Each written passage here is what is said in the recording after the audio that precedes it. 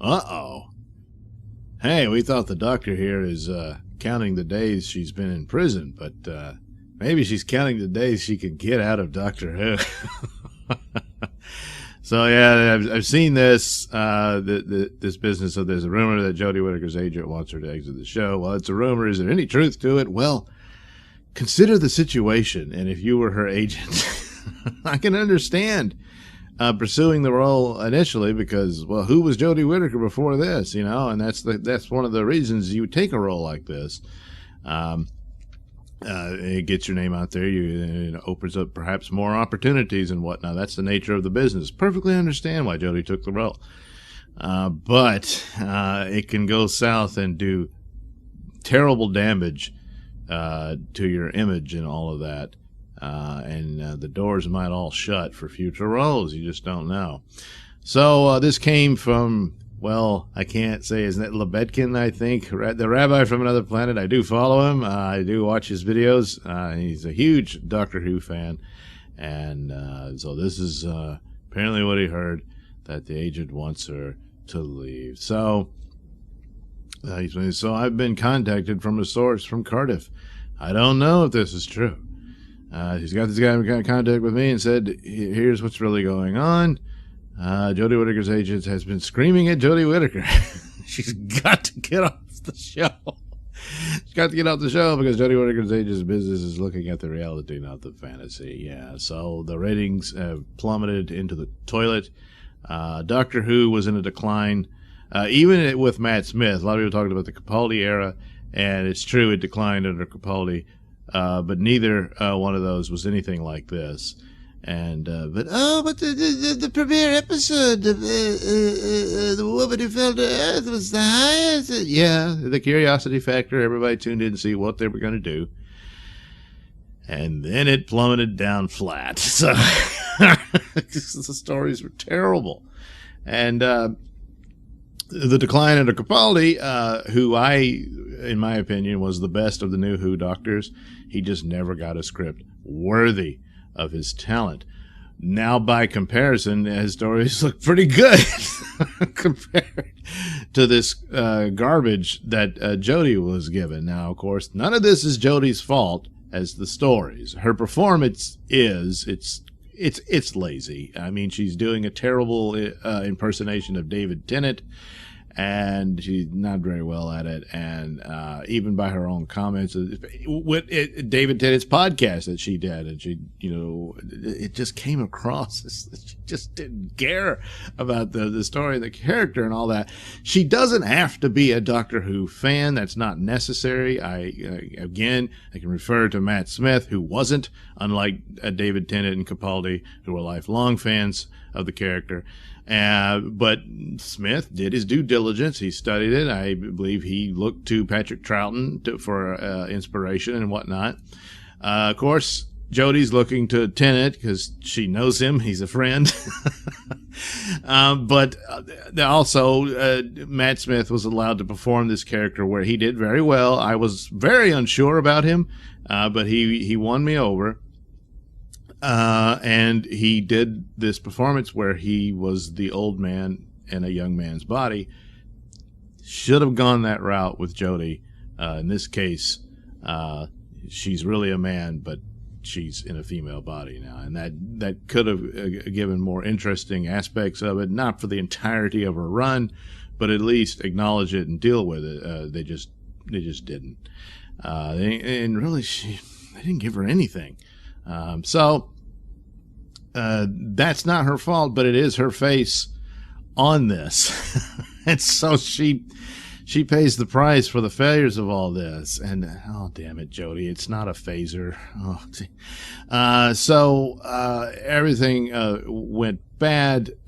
So it starts off like Spyfall Part 1 was the return of the series, and 6.889 million people, which was pretty low to begin with, and then that god-awful episode, The Timeless Children, the viewership. It's the finale of the season. You would think it would have an uptick, but no, 4.69 million. That's the lowest since Trial of a Time Lord, Mind Warp Part 6, which was viewed by 4.60 million, which is a masterpiece compared to this crap. Bad costumes and all. Timeless Children. I mean, why didn't people tune in? Because it was a terrible season already, and everybody knew what was the Timeless Children going to be about. It was the complete woke retcon of Doctor Who, pretty much destroying all its canon and all of that, just for a few superficial woke points, and that's it. And a lot of tokenism, and they were smart not to tune in. I tuned in to watch. The Doctor's adoptive mother apparently torture children. Yes, that's really fascinating. So it was terrible. And it says, well, you got your female doctor, but it's not enough. No. Got to keep destroying it down because Doctor Who was all about the male gaze or some such crap. So there it is. It's over, and who pays the price? Well, that's Jodie Whittaker. It looks just like Jodie Whittaker, isn't it? Oh, Jodie Whittaker's latest film. Go see. No. Even though the story is has nothing really to do with her. She's just there to play this role, and yeah. She's going to pay the price. Meanwhile, Chris Chibnall's name is well known by Doctor Who fans. So, oh, look, a petition to have him fired. Well, you could fire him, but it's not going to solve the problem. See that right there? Those 3 letters? That's a big problem for Doctor Who right now. And so Stephen Moffat is infinitely far superior writer to Chibnall, but you got to answer to those 3 letters, see? So that's why a lot of his run was pretty bad. So, it's kind of hopeless. But you'd think someone would care about the fans and stuff like that, and pay attention to the input. I wonder what their attitude on all that is. Uh-oh. You see, it's stuff like this. Now, this was a Twitter spat. Between someone named John the White. It says, hi, Vinay Patel. I have a question. We all know showrunners fib to keep things secret, but would you agree with me it would be disrespectful both to the real Jo Martin's character and to Jo as an actor not to continue her story? So he responded, hi, John, considering you literally cut her out of a celebratory picture, I don't think you get to talk about what's disrespectful to Jo. So take her name out of your mouth. And, oh, Vinay, that's nasty. So there was the picture, and see, there was this, I guess the Doctor Who, the official Doctor Who Twitter account posted for Doctor Who Day. And look, there's Jodie, and there's Jo Martin. Oh, not in the chronological order, obviously.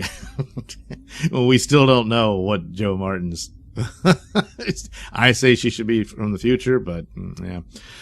So he took it out because he doesn't like anything Chibnall has done. So, oh, this is terrible, but even if he's not all that crazy about Jo Martin's Doctor, he does make a valid point here that Jo Martin is thrown in there, tokenized for superficial woke points, and then nothing. I mean, I think wasn't there a Radio Times article where Chibnall admitted that in the original script that she wasn't the Doctor, but then he decided the last minute to slap that in there. And as recently admitted, what's to become of Jo Martin's Doctor? I don't know. I hadn't thought of it yet. You see, it's just lazy shoehorn slap job stuff. And that is rather disrespectful, especially when you're, preaching your politically correct sermons and you don't really mean it, So, as it is, the solution here for it, going forward with the care, unless you're going to retcon it to where it didn't happen, or she's an alternate universe Doctor or something like that, would be for her to be the successor to Jodie Whittaker's Doctor. Although it's in such bad shape, and if Jodie's agent is screaming for her to quit the show, Jo Martin's like, nah, I'm good. So, geez Louise, what a mess, huh? Oh, well. Gee, how'd that happen? Yeah, well, we all know.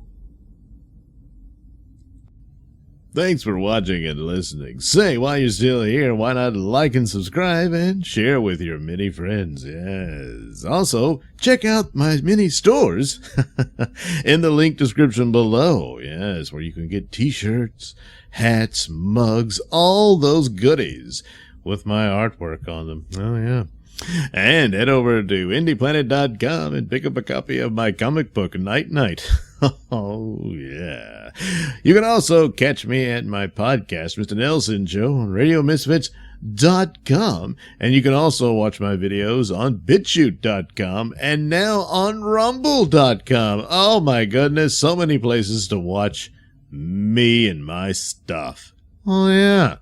And if that's not enough for you, well, you can follow me on many social media platforms and say hi to your old pal, Mr. Nailsin.